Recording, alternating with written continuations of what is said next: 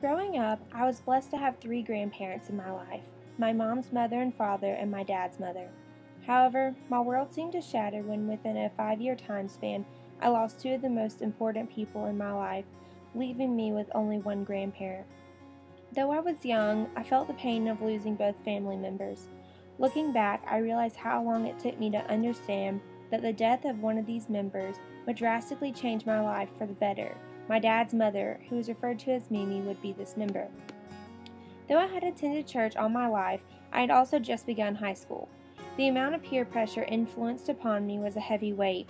Already in my first semester, I was heading for the wrong path. However, just before the second semester of high school began, I suddenly found myself involved with a youth group at my church.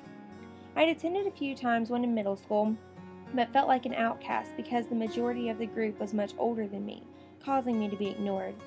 As a high schooler, even though I was only a freshman, I was one of the oldest teenagers there.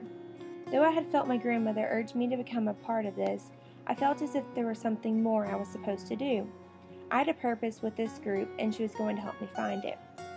Before I knew it, I was making friends and even contemplating the idea of becoming a youth leader, and I did. Though there were 6 members considered a part of this group, it did not last long. Even though this failed, I managed to take matters into my own hands. I was constantly planning events outside of youth, creating ideas to help better the community, and attending church and youth regularly. This was a big step for me.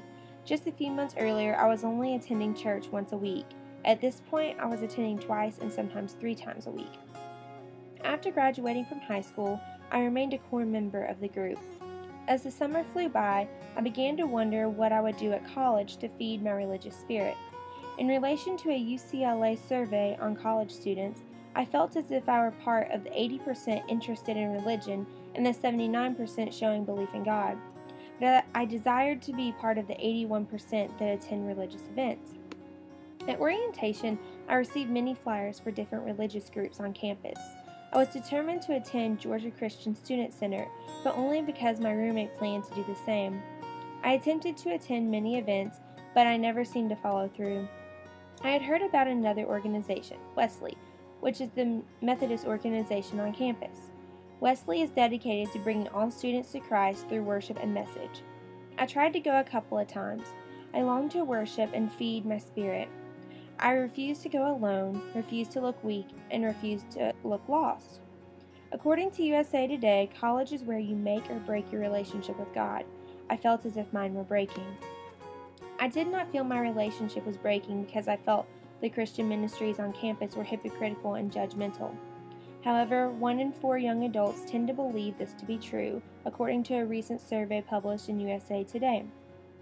I felt this way because I was allowing what others thought about me to keep me from growing in my relationship with God. I refused to be part of the group of students who were swept away by the freedoms offered by college. I needed that relationship, especially after moving away from home. The struggles of making new friends, keeping my grades up, and having fun are hard to balance alone. I didn't need nor want to live my life halfway through him. A couple of weeks after trying to go to Freshly, a campus ministry dedicated to college freshmen, a friend asked if I would join him. I was ecstatic. We went together, sat together, and worshiped together. This was my first time worshiping since I had moved to Athens. The feelings that overcame me were indescribable. Immediately after attending my first service, I knew I was meant to be here. However, after service was finished, we were asked to divide into small groups. My friend and I were not in the same group. Even though all I wanted to do was leave, I felt my Mimi tell me everything was all right. I looked for my small group, which are provided to help students become closer to the Lord. That night, I began an incredible journey. The first set of small groups, the group I was assigned to was quite large, about 15 girls other than the leader. As we introduced ourselves and talked, I felt alone in a big group. Most people were comfortable sharing their stories, but I wasn't. I felt like my stories didn't relate or didn't mean anything.